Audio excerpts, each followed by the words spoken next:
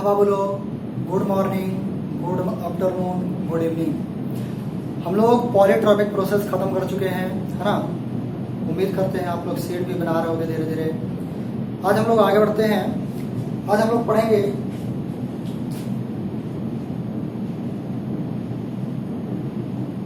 Mixing of non reacting gases. कहने का मतलब यह है कि अभी तक हम लोग जो पढ़ रहे थे उसमें किसी कंटेनर में, किसी चैम्बर में, किसी पार्टीशन में सिंगल टाइप का गैस होता था। अब ऐसा भी केस हो सकता है कि एक ही चैम्बर में एक से ज़्यादा टाइप्स का गैसेस हो सकता है। ऑक्सीजन हो जिस चैम्बर में, उसी चैम्बर में हाइड्रोजन भी हो, हीलियम भी हो, है ना, नियोन भी हो, इस तरह से।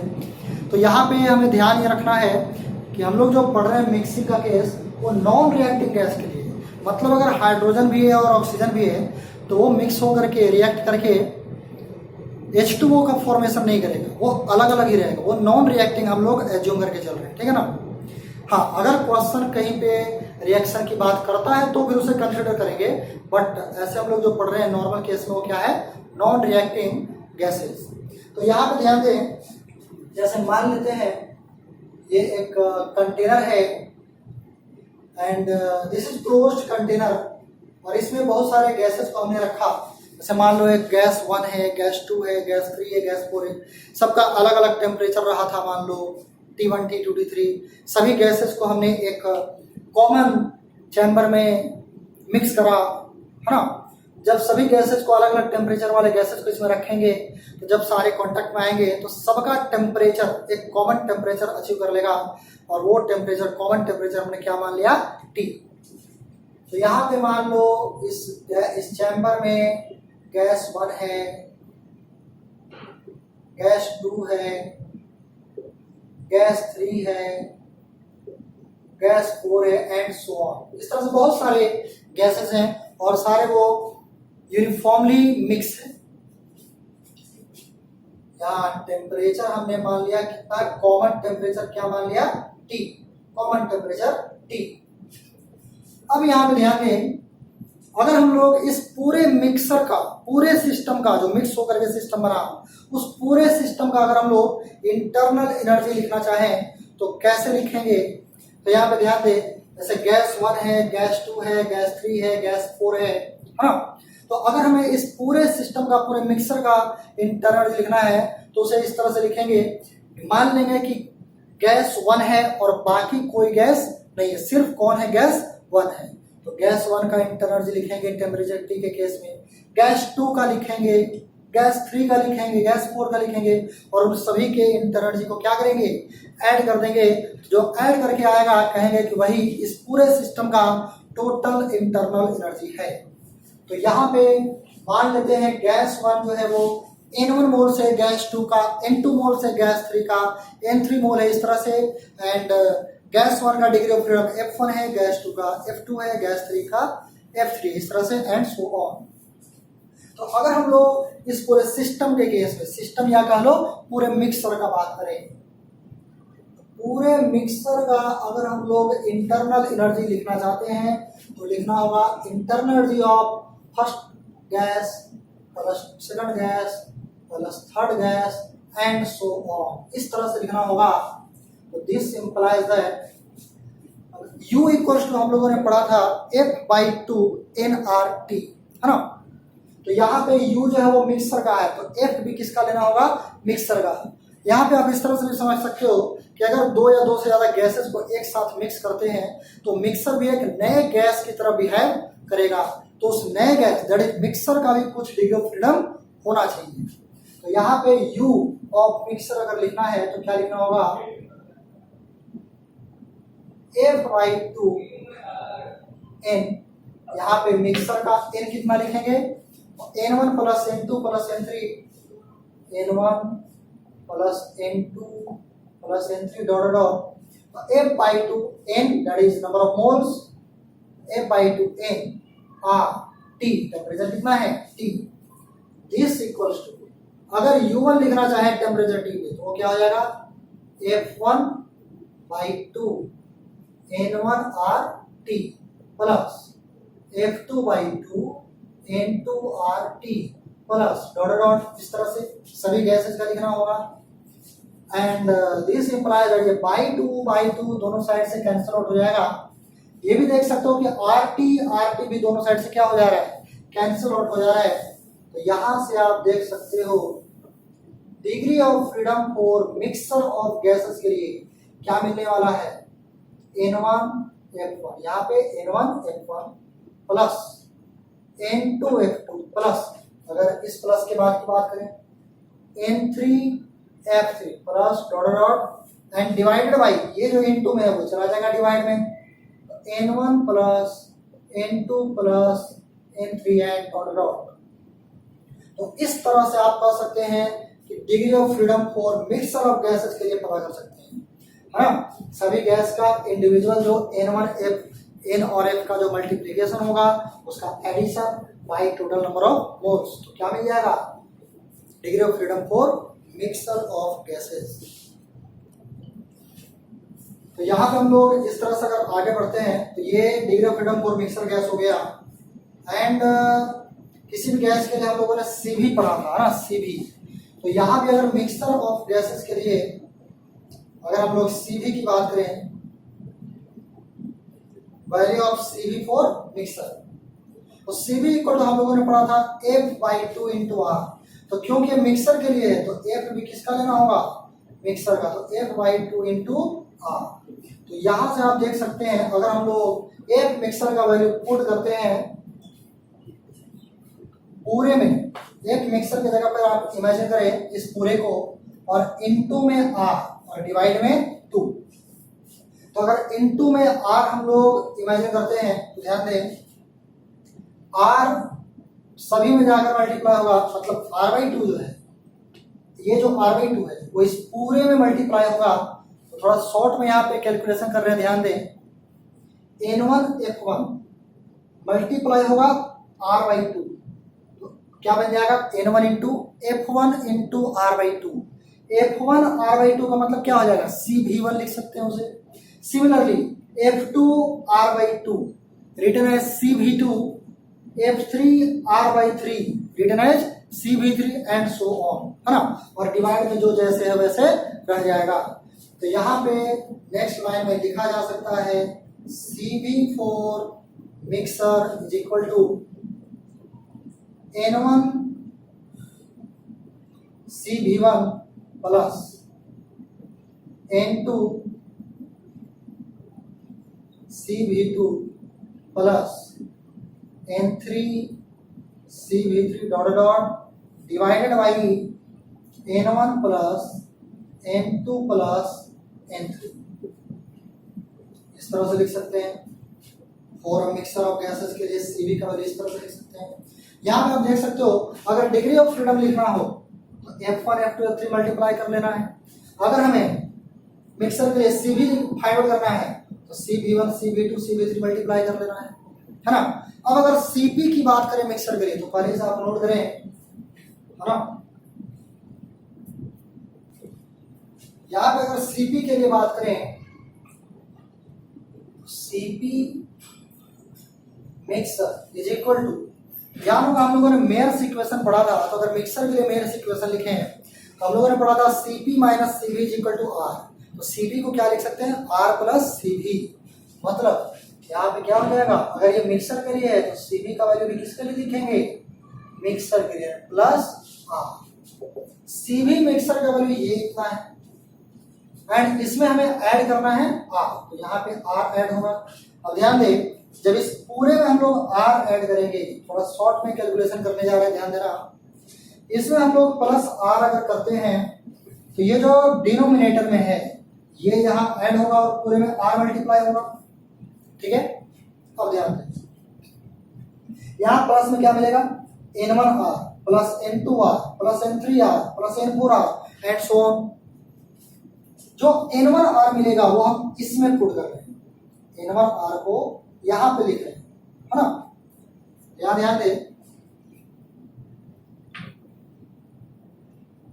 N1 यहां भी है और N1 वहां भी रहेगा, तो N1 को कॉमन किया जा सकता है और क्या बचेगा CV1 plus CV1 plus R। आप इसे कॉपी में लिख कर देख सकते हैं अगर नहीं समझ में आया हो तो, plus N2 CV2 plus R plus dot dot and divide में जो है वो रह जाएगा N1 plus N2 plus N3 dot dot. तो यहां से आप देखें Cp का वैल्यू मिक्सर के लिए क्या मिला, CV1 प्लस R को लिख सकते हैं Cp1 यूजिंग मेयर्स इक्वेशन। तो ये हो जाएगा N1 Cp1 plus N2 Cp2 plus N3 Cp3 dot dot divided by N1 plus N2 plus N3 dot dot. ये इस तरह से हमें मिलेगा। एक और भी आप लिख सकते हो, अगर हम लोग gamma for mixer of gases के लिए लिखना चाहें, gamma for mixer of gases, तो गामा और एफ में रिलेशन था, gamma is equal to 1 plus 2 by F, 1 plus 2 by F. F के जगह पे क्या लिखेंगे, एफ मिक्सर। गामा मिक्सर के लिए लिखना है तो एफ भी मिक्सर का लेंगे, है ना। तो इस तरह से आप एफ मिक्सर का वैल्यू शुरुआत में फाइंड कर चुके हैं, पुट कर सकते हो। तो अगर मिक्सर ऑफ गैसेस दिया हुआ हो तो उसमें आप इस तरह से भी डायरेक्ट फंडा यूज कर सकते हो। एंड जो भी हम लोगों ने पढ़ा था इंडिविजुअल गैस के लिए, किसी पर्टिकुलर गैस के लिए, वो आप मिक्सर के लिए भी फंडा अप्लाई कर सकते हो। बट सारा डेटा पुट करना होगा मिक्सर ऑफ गैसेस के लिए। नोट करें इसे। इस पर बेस्ड हम लोग, इस टॉपिक पर बेस्ड हम लोग क्वेश्चन करेंगे बाद में, जब हम लोग कुछ क्वेश्चन प्रैक्टिस करेंगे, है ना, अच्छे क्वेश्चन, तो उस वक्त 1-2 क्वेश्चन हम लोग करेंगे। तो ये टॉपिक खत्म हो गया। इसके बाद हेडिंग दे फ्री एक्सपेंशन, हेडिंग दे फ्री एक्सपेंशन। क्या ध्यान देंगे बोर्ड पे, फ्री एक्सपेंशन। इसमें आप लिखें कुछ स्टेटमेंट, ध्यान से लिखना, most important. If a system comma say a gas expands in such a way that, say a gas expands in such a way that no heat enters or leaves, LEAVES, enters or leaves the system, and also no work is done by or on the system, comma, then the expansion is called the free expansion. The expansion is called the free expansion. यहां पे ये बोला गया, यहां ध्यान दें, इन free expansion,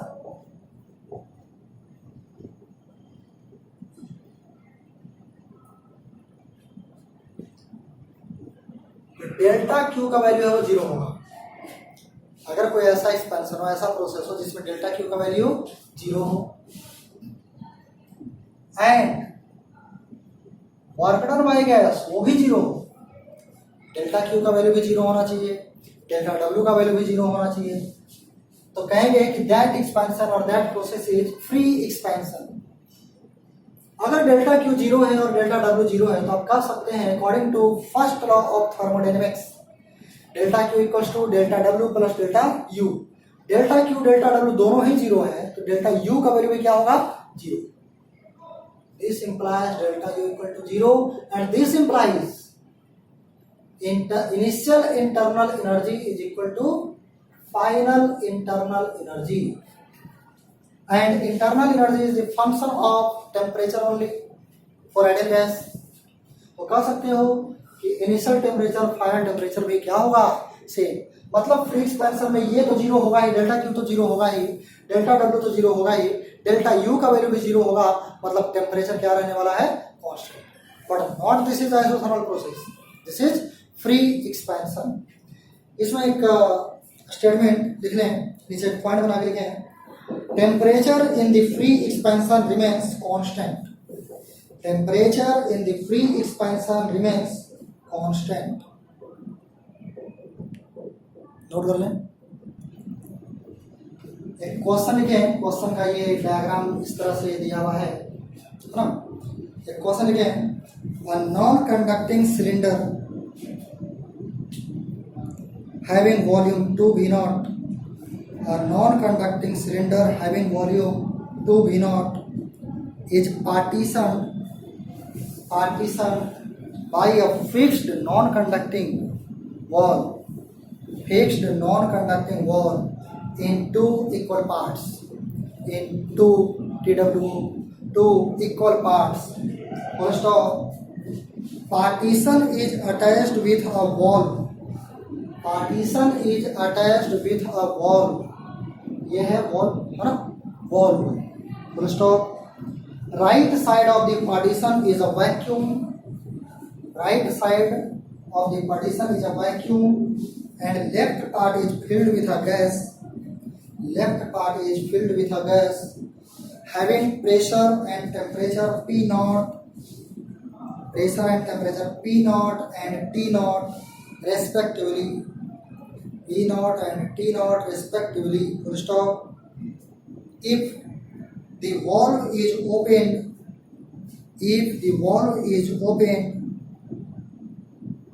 comma, find the final pressure and temperature of the two parts. Final pressure and temperature of the two parts. Full stop. Figure draw कर लें।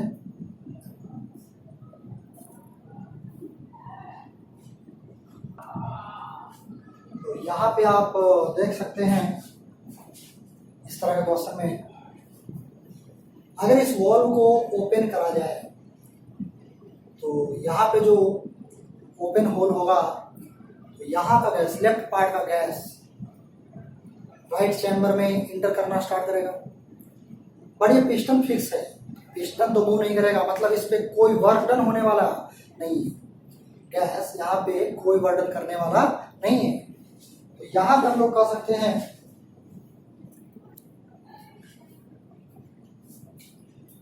यहाँ पे कह सकते हैं since gas expands freely,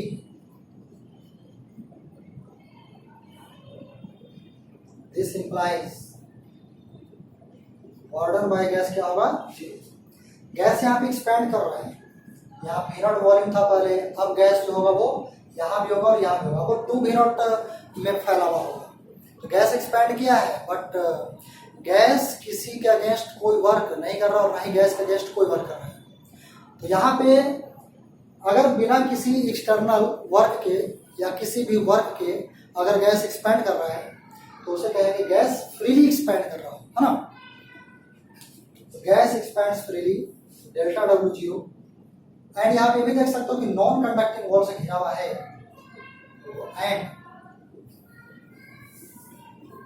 no heat transfers between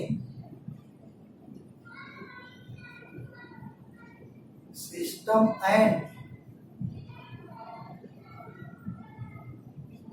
surrounding, कोई भी heat system और सराउंडिंग में एक्सचेंज नहीं हुआ है, मतलब डेल्टा क्यू का वैल्यू भी क्या होने वाला है, जीरो। तो ना ही कोई वार्डन हुआ और ना ही कोई हीट सप्लाई हुआ है। तो इसका मतलब है फ्री एक्सपेंशन का केस है, गैस एक्सपेंड कर रहा है फ्रीली, है ना, फ्री एक्सपेंशन का case. Hence, this is the case of free expansion. This is the case of free expansion. तो अगर ये फ्री एक्सपेंशन का केस है तो कह सकते हैं कि यहाँ टेम्परेचर क्या रहने वाला है गैस का, constant. This implies that temperature remain constant, that is T equal to T naught. Temperature पहले भी T नॉट था और अब भी क्या रहेगा, T नॉट। एंड इसके बाद हमें फाइंड आउट करना है, आप देख सकते हैं हमें फाइंड आउट करना है फाइनल टेम्परेचर जो कि फाइंड आउट हो गया, and final pressure find out करना है। तो यहाँ पे ये जो गैस है दैट बिहेव्स है आइसोथर्मल प्रोसेस, यहाँ पे जो प्रोसेस है दैट बिहेव्स है आइसोथर्मल प्रोसेस, है ना। तो यहाँ पे अगर ये आइसोथर्मल प्रोसेस की तरह बिहेव कर रहा है तो लिख सकते हैं, क्योंकि नंबर ऑफ मोल्स भी क्या रहने वाला है, कांस्टेंट। यहाँ पे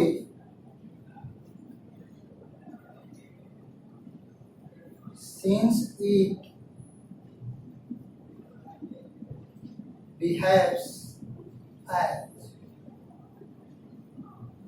isothermal process,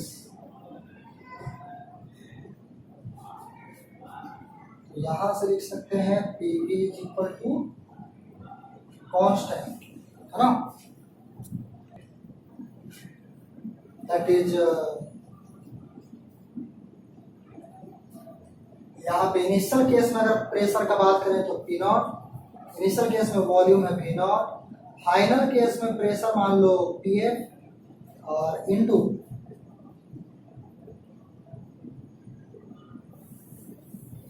फाइनल केस में जो टेम्परेचर है वो तो T नॉट ही रह गया, सॉरी वॉल्यूम चाहिए। फाइनल केस में वॉल्यूम कितना हो गया, V नॉट यहाँ, V नॉट यहाँ, मतलब 2V नॉट।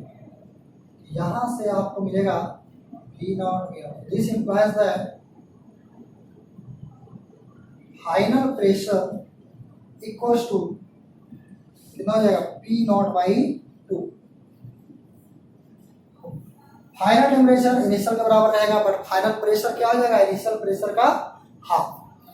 यहाँ पे एक इम्पोर्टेंट बात डिस्कस करना है, पहले इसे नोट करें फिर वो बात बतलाते हैं, इसे नोट करें पहले।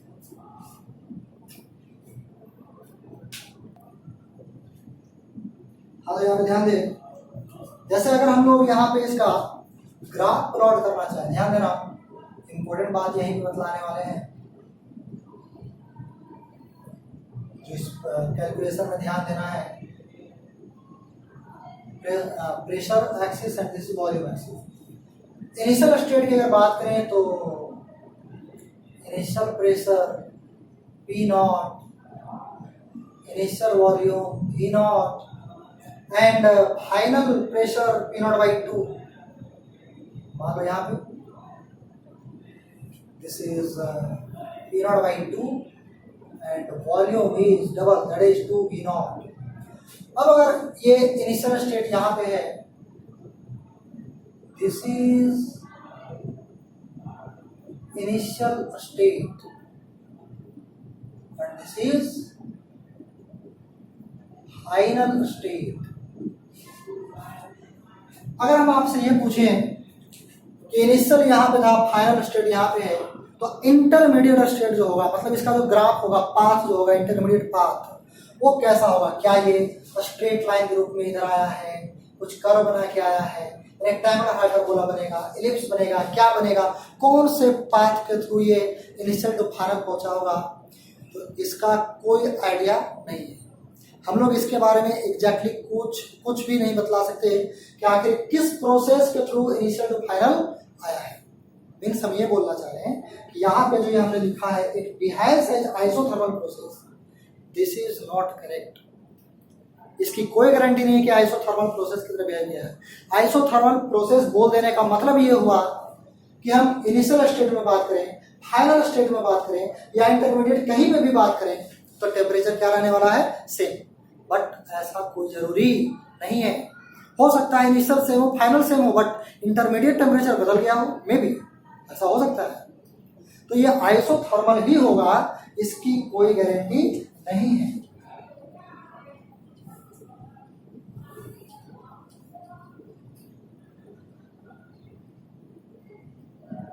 गारंटी, स्पेलिंग आप अपना देख लेना, यहाँ पे कोई गारंटी नहीं कि वो आइसोथर्मल प्रोसेस ही होगा।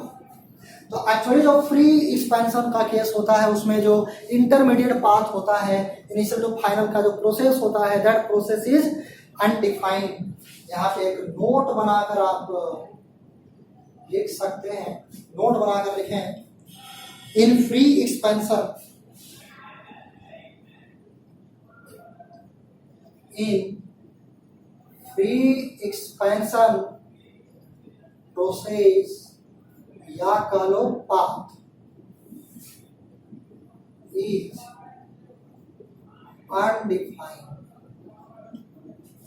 फ्री एक्सपेंशन में आप इनिशियल बतला सकते हो, फाइनल बतला सकते हो, बट इंटरमीडिएट कैसा प्रोसेस रहा होगा इसकी कोई आइडिया नहीं होती। नोट कर लीजिए। इसके बाद heading they efficiency of a cyclic process. यहाँ पर ध्यान दें, efficiency of a cyclic process. हम लोग पहले कुछ स्टेटमेंट लिखे हैं, उसके बाद समझते हैं व्हाट इज एफिशिएंसी। जैसे मान लो अगर हम लोग साइक्लिक प्रोसेस की बात करें तो जहाँ से स्टार्ट होता है, इनिशियल स्टेट जहाँ पे होता है, फाइनल स्टेट भी वहीं पर आकर खत्म होता है ना। तो इस पूरे एक साइकिल के ड्यूरिंग बहुत सारे डिफरेंट प्रोसेस हो सकते हैं। हो सकता है ये 4 स्टेप में कंप्लीट हुआ हो, जिसमें से कुछ स्टेप में हीट वो अब्जॉर्ब किया होगा और कुछ स्टेप्स में हो सकता है वो हीट रिजेक्ट किया होगा, है ना। तो इसमें कुछ स्टेटमेंट बना के लिखें पहले। When a system is subjected, when a system is subjected to a cyclic process, comma, heat is supplied during some part of the process, while heat is rejected during other part, full stop। Paragraph change करके एक point बना के लिखें, the net heat supplied will be the work done by the system,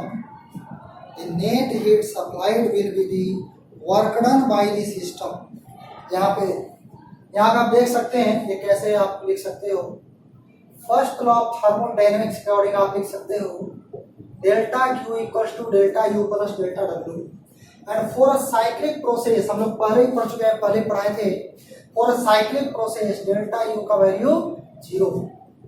यहाँ पे आप देख सकते हैं delta Q is equal to delta W, या फिर delta W is equal to delta Q. इसे आप नोट कर लें।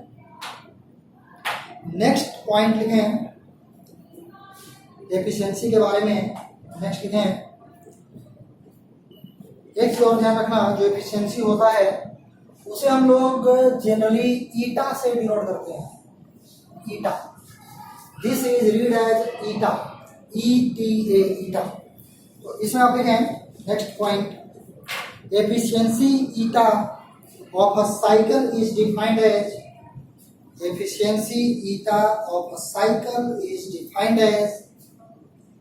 the ratio of the work, defined as the ratio of the work performed to the gross heat supplied,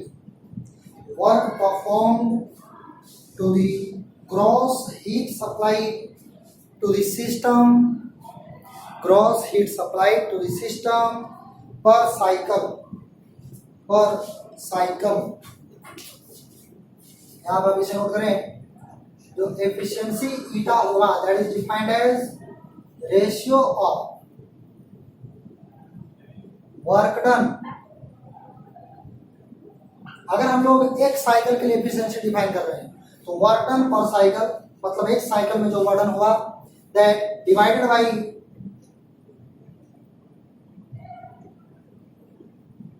gross heat supply पर cycle. यहाँ पे इसे अच्छे से समझना, बहुत से लोगों को इसमें कंफ्यूजन होता है, समझना थोड़ा डिफिकल्ट होता है। इसे ध्यान दें किस तरह से हम लोग समझ सकते हैं। ये जो एफिशिएंसी, इसमें बोला क्या गया, वर्क डन पर साइकिल, मतलब एक साइकिल में जो वर्क डन हुआ डिवाइडेड बाय ग्रॉस हीट। यहाँ पे ग्रॉस हीट का मतलब है टोटल हीट जो उसे सप्लाई किया गया है। अब यहाँ ध्यान दें, एक एग्जांपल के थ्रू इसे समझते हैं। मान लो हमने आपको 100 रुपये दिए, है ना, मान लो हमने आपको 100 रुपये दिए एंड वो 100 रुपये आपने बिजनेस करने के नाम पे लिया था, किसी काम के नाम पे आपने लिया था। अब उस 100 रुपये का आपने यूज किया और उसमें से मान लो 80 रुपये का यूज करते करते आपने वो बिजनेस कर लिया, मतलब 80 रुपये ही आप उसका यूज किए और 20 रुपया ये आप पे डिपेंड करता है। अगर आज के डेट की बात करें तो हो सकता हो 20 रुपये आप रखे रह सकते हो, या फिर हो सकता है आपके दिमाग में आएगा कि चलो 80 रुपये में मेरा काम हो गया तो 20 रुपये जिससे लिए थे उसको वापस कर देते हैं, है ना। तो मान लो 20 रुपये आपने हमें वापस कर दिए। तो अब यहाँ पर जो नेट हमने आपको दिया वो कितना दिया, 80 रुपया। हमने आपको 100 रुपये दिए थे, जो 100 रुपये दिया था that is gross heat, that is total.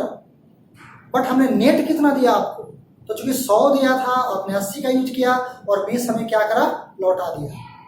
तो हमने जो ग्रॉस हीट दिया दैट इज 100 एंड हमने नेट कितना दिया, 80, क्योंकि 20 तो आपने हमें लौटा ही दिया, है ना। तो यहाँ पे जो एफिशिएंसी होगा दैट इज 80/100।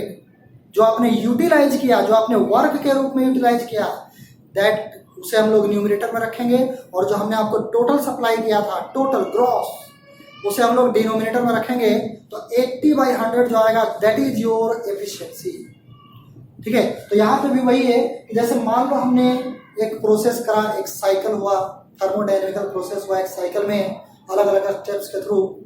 अब हो सकता है किसी स्टेप में उसने कुछ हीट रिजेक्ट कर दिया होगा, है ना।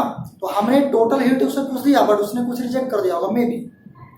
तो हमने जो टोटल हीट उसे दिया था वो हम लोग डिनोमिनेटर में रखेंगे, और उसने जो ये वर्क के रूप में यूटिलाइज किया, वर्क के रूप में जो उसने रिजेक्ट कर दिया उसको नहीं, जो उसने वर्क के रूप में यूज किया उसको हम लोग रखेंगे न्यूमरेटर में। तो जो उसने वर्क किया एक साइकिल में न्यूमरेटर में, और जो हमने टोटल हीट दिया वो हम लोग रखेंगे डिनोमिनेटर में। इसे एक क्वेश्चन के हेल्प से हम लोग आसानी से समझ सकते हैं, है ना। तो एक न्यूमेरिकल करेंगे जिसमें आपको क्लैरिफिकेशन आएगा कि किस तरह से काम करना है, और भी क्लैरिफिकेशन होगा। इसे नोट करें और एक क्वेश्चन लिखें। n moles of a diatomic ideal gas, n moles of a diatomic ideal gas has undergone a cyclic process, has undergone a cyclic process ABCA as shown in the figure, ABCA as shown in the figure। ये इस तरह से figure दिया गया है board पे, आप देख सकते हैं। फुल स्टॉप के बाद लिखें temperature at A is T naught, temperature at A is T naught, full stop. Find A part में लिखें volume at C, volume at C। B part में लिखें maximum temperature, maximum temperature. C part में लिखें total heat given, total heat given to gas, total heat given to gas. D part में लिखें, D part is heat rejected by gas, is heat rejected by gas, comma if yes how much heat is rejected, if yes how much heat is rejected, question mark. E part में लिखें find out the efficiency, find out the efficiency. यहाँ पे आप देख सकते हैं हमें find out करना है सी पे कितना वॉल्यूम है, वॉल्यूम एट सी। अगर हम लोग ए पार्ट के सॉल्यूशन की बात करें, इसे हमने ओरिजिन O बोल दिया एंड वो यहाँ पे ध्यान दें, अगर सी का वॉल्यूम फाइंड करना है तो एक तो हम लोग ये कर सकते हैं, ये ध्यान दें, अगर इसका कुछ नाम दे दिया जाए डी, ओ सी डी, हाँ, triangle O C D similar to triangle O A, इसे अगर ई बोल दिए तो ओ ए ई, ऐसा बोल सकते हैं। तो ऐसा करते हैं, सी के कॉरस्पॉन्डिंग जो वॉल्यूम है उसे हमने बोल दिया भी। यहाँ से सिमिलर ट्रायंगल है तो कह सकते हैं बड़े वाले ट्रायंगल का ओडी, बड़े वाले ट्रायंगल का ओडी और छोटे वाले ट्रायंगल का, एक मिनट, ओ ए ई के जगह पे अगर हम लोग ए सी बी करते हैं तो ज्यादा अच्छा होगा, ठीक है। अब याद है, बड़े वाले ट्रायंगल का ओडी, छोटे वाले ट्रायंगल का ए बी इक्वल होगा बड़े वाले ट्रायंगल का सी डी और छोटे वाले ट्रायंगल का सी बी। ये रेशियो इक्वल होगा। ओडी को हम लोग लिख सकते हैं 2 p0, ए बी को हम लोग लिख सकते हैं, ए बी मतलब ये, तो 2 p0 minus p0 that is p0 is equal to C D. C D को हम लोग लिख सकते, सी डी मतलब ये दैट इज भी, और सी बी मतलब ये हो जाएगा भी, और ये है v0, तो ये हो जाएगा v माइनस v0। यहाँ पे आप देख सकते हैं p0 कैंसिल आउट हो जाएगा, यहाँ v माइनस v0 यहाँ आ गया और equal to v/2। This implies that v0 right side करेंगे, v/2 लेफ्ट साइड करेंगे, तो v/2 इक्वल टू v0 मतलब v equal to 2v0। v का वैल्यू क्या मिल गया 2v0। This is A part. अगर हम लोग बी पार्ट की बात करें, बी पार्ट में हमें फाइंड करना है मैक्सिमम टेम्परेचर। तो यहाँ पे थोड़ा ध्यान दें, अगर हम लोग बात करते हैं प्रोसेस ए बी का, तो ए टू बी देखा जाए तो वॉल्यूम कांस्टेंट है। वॉल्यूम अगर कांस्टेंट है तो P प्रोपोर्शनल टू T होगा। तो P प्रोपोर्शनल टू T का मतलब प्रेशर बढ़ रहा है तो टेम्परेचर भी ए टू बी में क्या कर रहा होगा, बढ़ रहा होगा। तो यहाँ पे जो टेम्परेचर होगा उससे ज्यादा यहाँ पे होगा, है ना। अब बी टू सी में अगर देखा जाए तो प्रेशर कांस्टेंट है तो V प्रोपोर्शनल टू T होगा, और V प्रोपोर्शनल टू T होगा मतलब वॉल्यूम इंक्रीज करेगा तो टेम्परेचर भी इंक्रीज करेगा। तो यहाँ पे देख सकते हैं कि बी टू सी में वॉल्यूम इंक्रीजिंग है तो टेम्परेचर भी इंक्रीज कर रहा होगा। तो यहाँ ए से ज्यादा टेम्परेचर बी पे और बी से ज्यादा टेम्परेचर सी पे होगा। एंड अगर सी टू ए में बात करें तो पी प्रोपोर्शनल टू भी है, मतलब यहाँ देख सकते हैं पी, ये जो ग्राफ है दिस पासेस थ्रू ओरिजिन, ये ओरिजिन से पास कर रहा है तो P प्रोपोर्शनल टू भी बोल सकते हैं। मतलब या यहाँ पे भी हम लोग कह सकते हैं कि जैसे अगर C2A में बात करें तो प्रेशर डिक्रीज हो रहा है और वॉल्यूम भी डिक्रीज हो रहा है, तो P भी डिक्रीज हो रहा है मतलब टेम्परेचर भी डिक्रीज होगा, P भी को NRT से। मतलब A से ज्यादा टेम्परेचर B पे और B से भी ज्यादा टेम्परेचर C पे, और C से अगर A पे आते हैं तो टेम्परेचर डिक्रीज करेगा। मतलब सबसे ज्यादा टेम्परेचर कहाँ पे होने वाला है, C पे। मतलब जो मैक्सिमम टेम्परेचर फाइंड आउट करना है वो हमें C पर का टेम्परेचर फाइंड आउट करना है।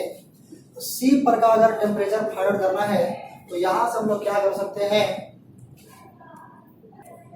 ध्यान दें, हम लोग यहाँ पे अगर A के लिए बात करें, at A ideal gas equation apply करें Pv इक्वल टू nRT, तो A पे P0 V0 is equal to nR।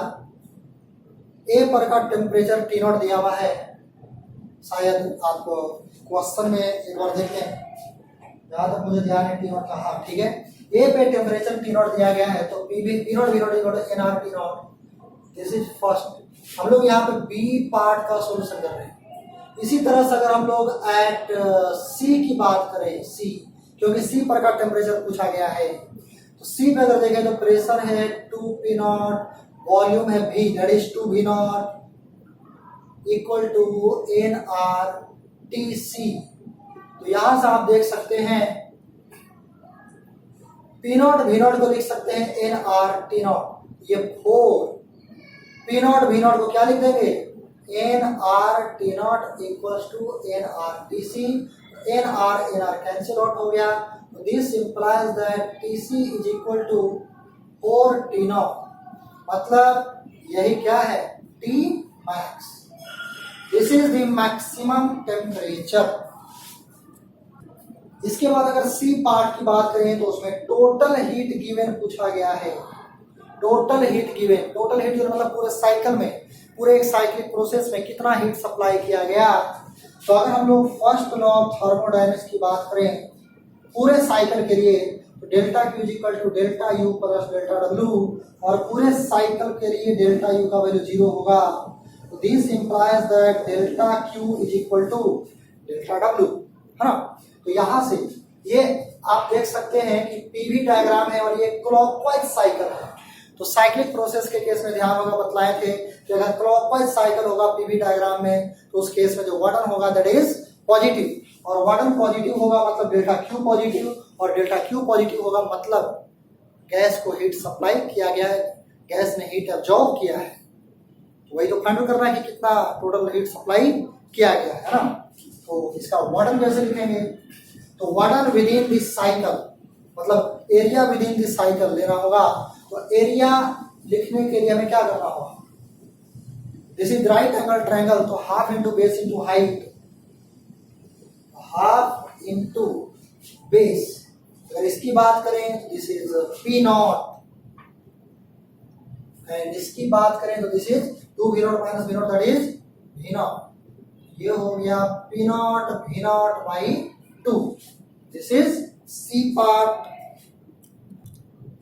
इसे नोट करें, फिर हम लोग डी पार्ट की ओर बढ़ते हैं, नोट करें।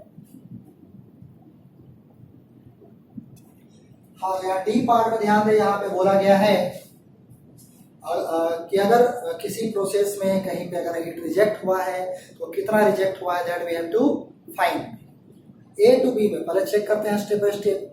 ए टू बी में अगर बात करें तो वॉल्यूम कांस्टेंट है तो वाटन 0 होगा, एंड टेम्परेचर ये प्रेशर इंक्रीज कर रहा है तो वॉल्यूम कांस्टेंट है तो P प्रोपोर्शनल टू T होगा।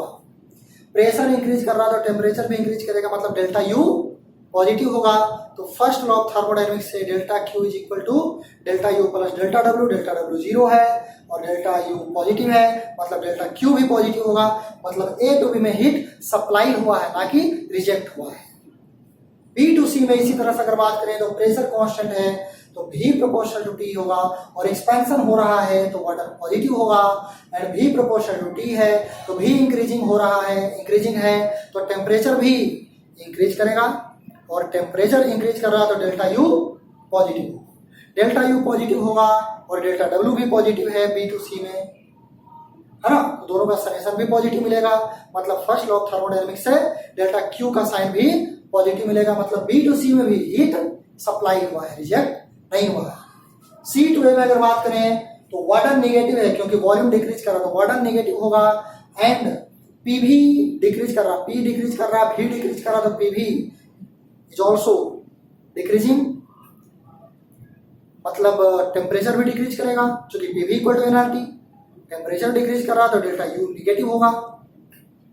तो वाटर भी नेगेटिव है सी टू ए में, डेल्टा यू भी नेगेटिव है तो दोनों का समेशन भी नेगेटिव होगा, तो डेल्टा क्यू का साइन नेगेटिव आएगा according to first law of thermodynamics.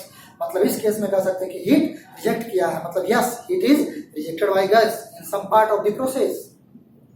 तो वही बतला रहा है कि कितना हीट रिजेक्ट हुआ है।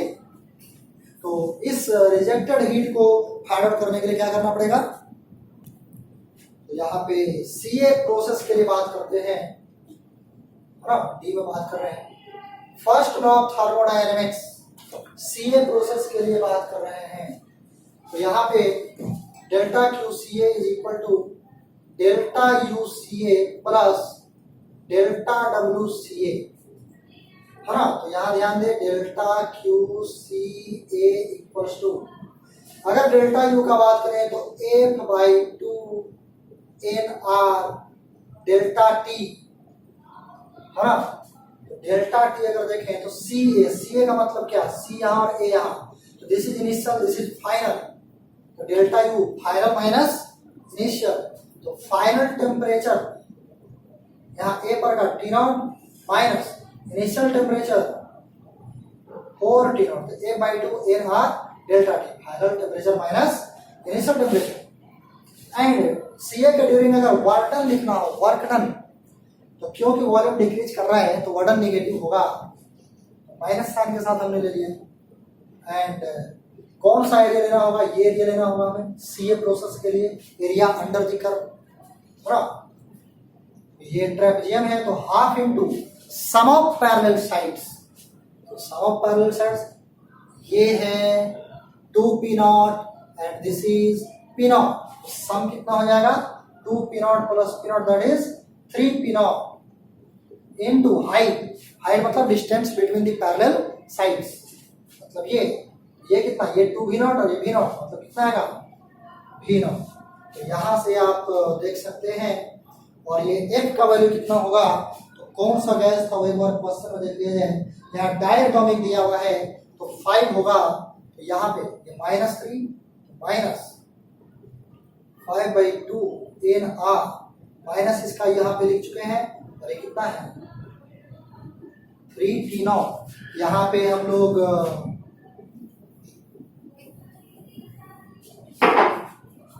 माइनस ये कितना हो जाएगा 3/2 p नॉट v नॉट, यहाँ पे आप या तो एन आर टी नॉट को पी वी में कन्वर्ट कर दो, या फिर पी नॉट वी नॉट को टेम्परेचर में कन्वर्ट कर दो, कोई भी एक काम कर दो।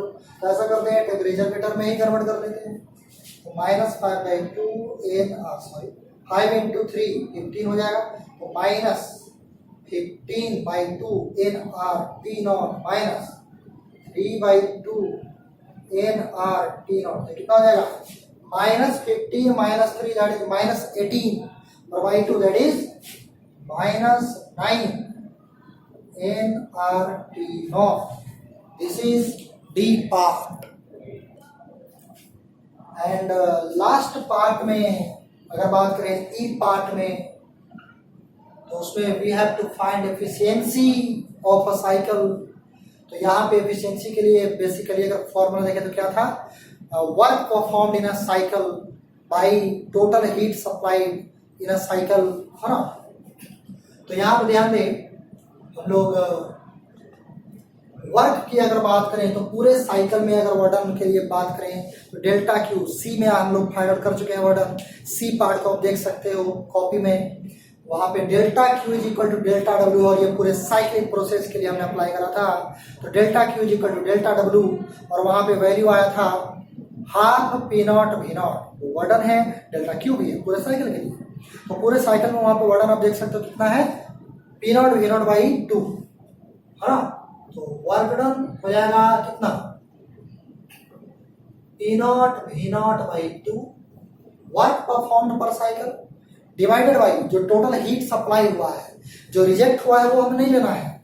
शुरुआत में एग्जाम्पल हमने बताया था कि अगर 100 रुपये हमने दिया है, उसमें से 20 रुपये आपने हमको बचने पर लौटा दिया, तो हमने नेट आपको अब 80 रुपया दिया।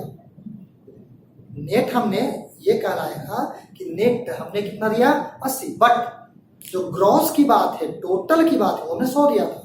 ये अलग बात है कि 20 रुपये आपने हमें लौटा दिया। तो अगर पूछा जाए कि ग्रॉस मतलब टोटल हमने कितना दिया था, तो वो 100 रुपया होगा। ये आपकी ईमानदारी थी कि 20 रुपये बचने को आपने तुरंत हमें लौटा दिया, है ना।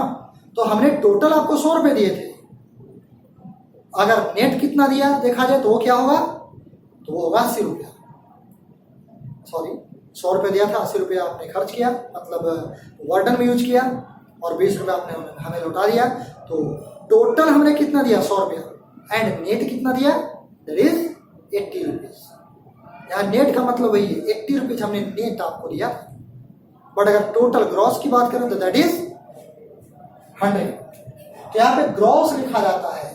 रिजेक्टेड, जो रिजेक्टेड करने का मतलब क्या है, रिजेक्टेड किया कुछ ही, मतलब उसने कुछ वापस कर दिया, वो नहीं लेना है। जो टोटल सप्लाई हुआ that we have to take in, we have to take. तो जो टोटल हीट सप्लाई हुआ था वो कितना हीट सप्लाई हुआ था हम लोग कैसे देखेंगे। तो यहाँ पे आप देख सकते हैं कि हमने बात करा था ए टू बी में हमने हीट सप्लाई करा था, बी टू सी में हमने हीट सप्लाई करा था एंड C2A में कुछ हीट उसने क्या कर दिया, रिजेक्ट, वापस कर दिया। वो नहीं लेना है, हमने टोटल दिया कितना वो लेना है। तो ए बी के during heat supplied in A B plus heat supplied in B C, C A में उसने रिजेक्ट किया, वो हमें नहीं लेना है। तो टोटल हमने इतना हीट सप्लाई किया है, total gross heat. This implies that P naught V naught by 2 divided by A B के ड्यूरिंग कितना हीट सप्लाई हुआ। यहाँ पे हम लोग डेल्टा क्यू ए बी की बात करें तो फर्स्ट लॉ ऑफ थर्मोडायनेमिक्स के अकॉर्डिंग, थोड़ा शॉर्ट में यहाँ पे कैलकुलेशन कर रहे हैं। फर्स्ट लॉ ऑफ थर्मोडायनेमिक्स के अकॉर्डिंग इसे क्या लिखेंगे, ए बी के ड्यूरिंग वार्डन 0 है, डेल्टा डब्ल्यू 0, तो सिर्फ this is equal to delta U बचेगा और डेल्टा यू को लिख सकते हैं F by 2 N R delta T. तो इसमें आप देखें this is isochoric process and P proportional to volume constant है, तो P प्रोपोर्शनल टू T। तो प्रेशर यहाँ से डबल हुआ है तो टेम्परेचर में क्या हो जाएगा, डबल। तो यहाँ पर टेम्परेचर T0 था, तो यहाँ पर टेम्परेचर 2T0 और यहाँ पे कितना 4T0 आया था ना। तो एन आर डेल्टा टी मतलब फाइनल माइनस इनिशियल कितना आ जाएगा, T0 plus delta Q BC, BC के ड्यूरिंग कुछ वार्डन भी उसमें आएगा है ना। यहाँ पे तो वार्डन 0 नहीं होगा बीसी में, तो वार्डन भी आएगा। तो डेल्टा क्यू बीसी को क्या लिख सकते हैं, delta U plus delta W.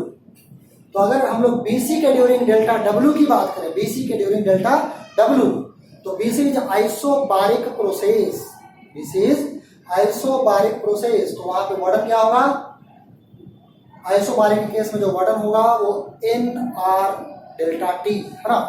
तो वहां जाएगा N R delta T, 4T0 minus 2T0 मतलब 2T0, ये हो गया delta W plus delta U की अगर बात करें तो यहाँ बीसी में डेल्टा यू हो जाएगा F by 2 N R delta T, delta T मतलब this minus this that is 2T0 है ना। ये तो यहाँ पे आप देख सकते हो कि कितना आएगा, कैलकुलेट करके देखें कितना आ रहा है।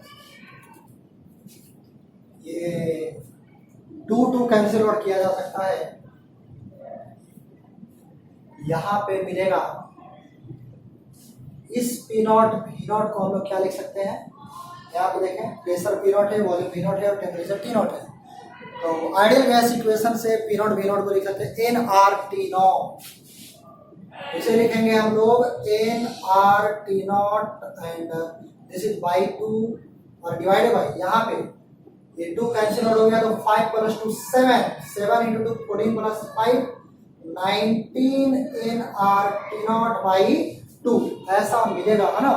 ये by 2 cancel out, nRT0 cancel out, तो यहाँ से आप देख सकते हैं ईटा इज इक्वल टू क्या मिला 1/90।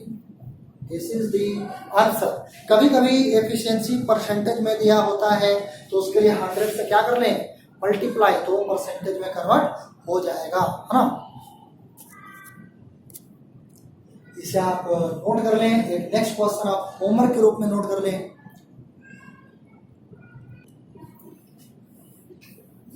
हाँ, यहाँ पे एक बात ध्यान रखें आप लोग, ये जो प्रीवियस क्वेश्चन अभी हम लोगों ने सॉल्व करा था अभी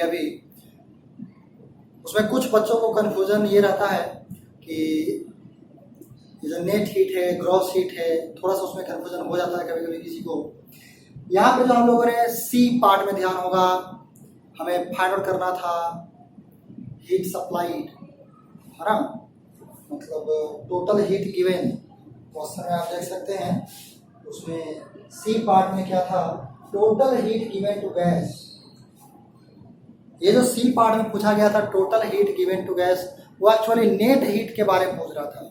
मतलब वहां पे जो सी पार्ट में हम लोगों ने डेल्टा क्यूब फाइंड आउट करा था, that is actually the value of, जैसे कुछ प्रोसेस में ए बी और बी सी में हीट सप्लाई हुआ था, सी ए प्रोसेस में हीट रिजेक्ट हुआ था, तो जो सप्लाई हुआ और जो रिजेक्ट हुआ उन दोनों का जो नेट समेशन आया that is delta Q in part C, not gross heat, that is actually net heat given है ना। कुछ जो दिया गया और कुछ जो रिजेक्ट हुआ उसका नेट समेशन था वो, ठीक है।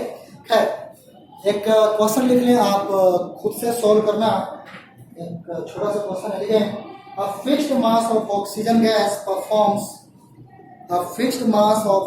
Gas performs a cyclic process ABCA as shown. A fixed mass of oxygen gas performs a cyclic process ABCA as shown in figure. Full stop. Find the efficiency of the process.